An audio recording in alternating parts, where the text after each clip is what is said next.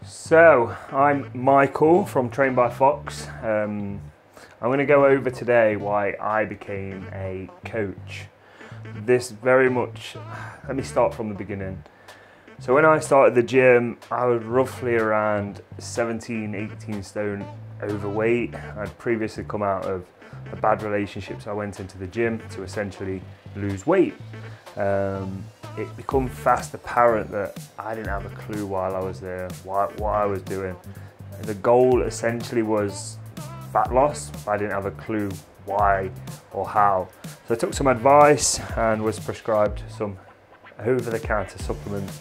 So the advice available was pretty poor, I'd say.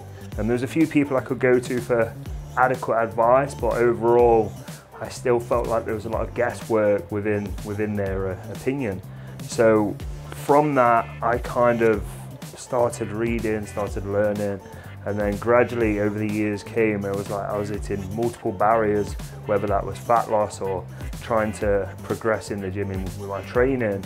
So I looked at investing in coaches, which again, I've hired a few very good coaches and I've hired a few very poor.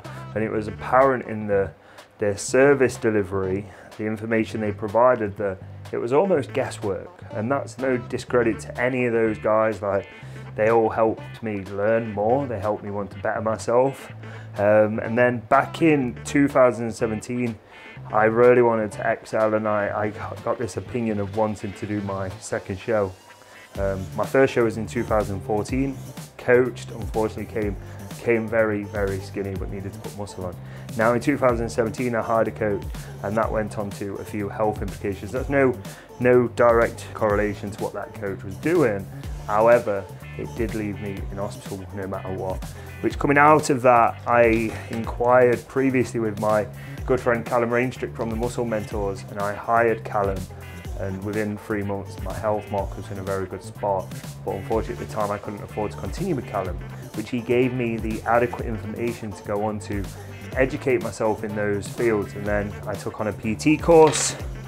From that PT course, I obviously gained a qualification to PT, which instantly made me realize that, again, within this PT kind of system, there's only so much you know. So for example, I'd be going into the gym to basically annihilate my client. No thought process to recovery, no thought process to kind of any sort of empathy. Like, I just didn't care. Like, if Susan come in and she wanted a PT, she was leaving that gym struggling to walk. I then started taking on multiple other courses around nutrition, biomechanics, just generally all of that. And now coming away from that, as it kind of led me to, right, okay, I could actually help people a lot more with the previous experience of what I class as poor coaching and my experience of what good coaching is. I was thinking, right, okay, there's a lot of people I could help. So that's why I became an online coach.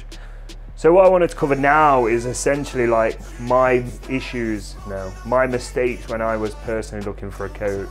I essentially just looked at their physique, I looked at their following, and I almost identified them whether they could be the great coach based on what I could afford. And sometimes that needs to be that's very, very important. Like, you need to be able to afford it. But here's my kind of tips on what you need to be looking for in a coach.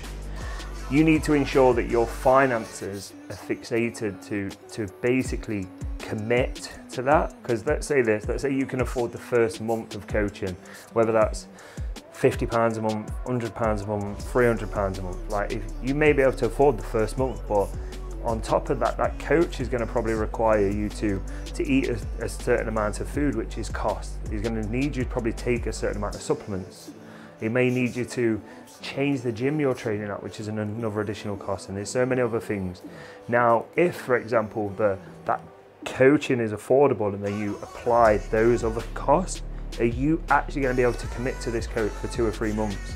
If the answer is no, then you need to find and look into other things. Now, there is also many other educational stuff available out there to kind of help coach yourself as such.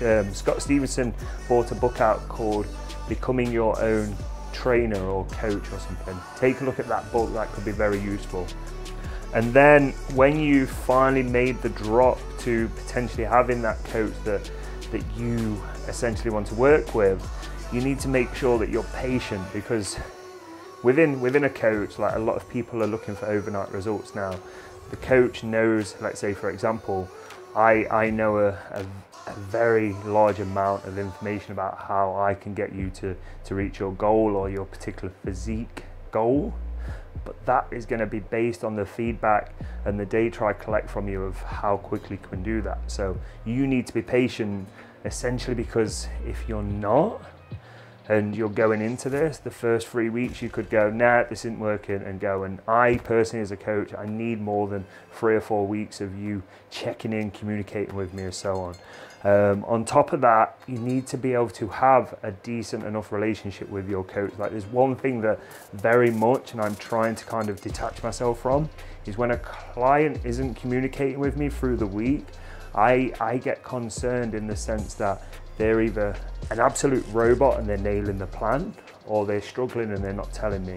So you need to have a relationship with that particular person that you can communicate with. Now, that might not be in their system or their service, that you can't communicate or anything, so you need to make sure of that as well with that particular coach.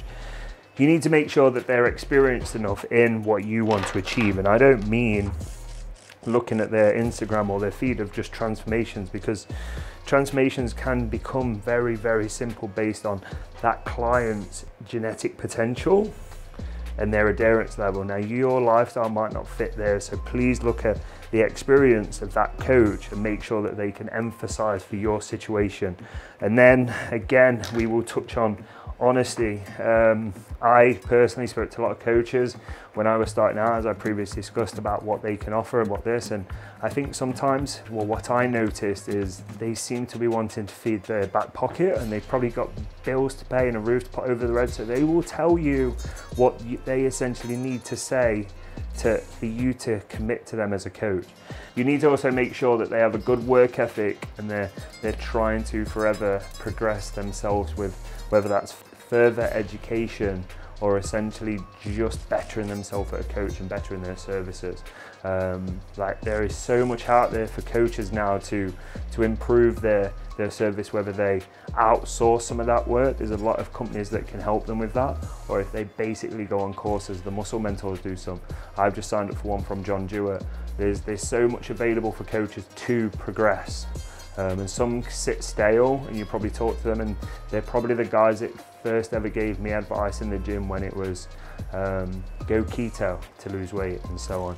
But I'm going to leave that there. If you have any questions about my bespoke coaching services, please drop me a message. If you have any questions about, again, advice that you may be looking for within just improving your physique and your health, or if it's simply advice on choosing a coach, then please hit me up. Thank you.